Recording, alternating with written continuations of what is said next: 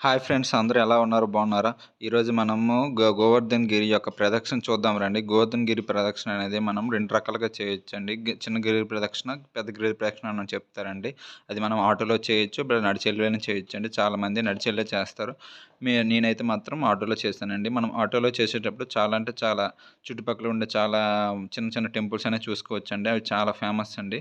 And అందులో కొన్ని సరస్సులు ఉంటాయండి. అదే కుండ అని చెప్తారండి వాళ్ళక్కడ. అది చాలా రకాల శ్యామ్ కుండ్, రాధా కుండ్ అండ్ ఉద్ధవ్ కుండ్ అని చాలా ఉంటాయండి. అందులో మనం ఫస్ట్ చూసేది దీన్ని ఉద్ధవ్ కుండ్ అని చెప్తారండి.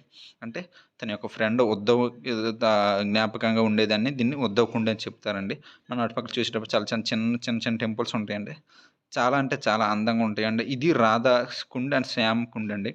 అంటే అప్పుడు శ్రీకృష్ణుడు హత్య చేసి వచ్చిన తర్వాత తన పాపాన్ని ఎలాగైనా కడుక్కొని వచ్చిన తర్వాత నాది రావాలని రాధ చెప్పేటప్పుడు తను ఏం చేస్తాడంటే తన కాళ్ళతోని ఒక చిన్న అన్ని పుణ్య నదులు కలిపి ఒకే దీని కింద సృష్టిస్తాడండి నదిని. దాన్ని మనం చిన్న కుండ అని చెప్తామండి. రాసిన శ్రీకృష్ణుడి యొక్క కుండ అని చెప్తామండి.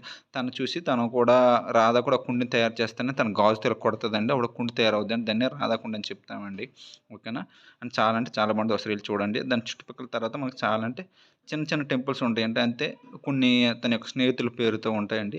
అక్కడ స్నానం చేస్తే మనకేమవుద్దంటే పుణ్యం జరుగుతదని, మన పాపాలన్నీ కడిగిపోతాయని, అంటే అన్ని పుణ్య నదులు కలిపి ఒకే దగ్గర సృష్టించారని చెప్తారండి.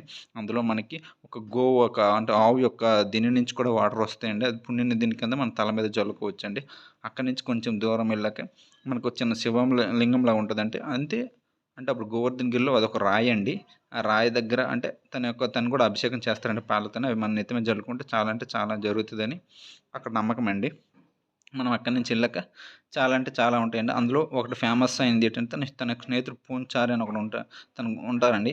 తను ఏమని చెప్తారంటే, మీరు శ్రీకృష్ణుడికి ఏమంటారంటే, "నువ్వు వచ్చే వరకు నేను ఇక్కడే ఉంటాను. అప్పటి వరకు నేను వెళ్ళాలంటే" ఓకే అని చెప్తారండి. కానీ శ్రీకృష్ణుడు రాడు కాబట్టి తను ఇక్కడ ఉండిపోతాడండి. సో, మీరు ఒకసారి ఎళ్లి చూడండి. గోవర్ధన గిరి ప్రదక్షిణ చేయండి. Thank you friends.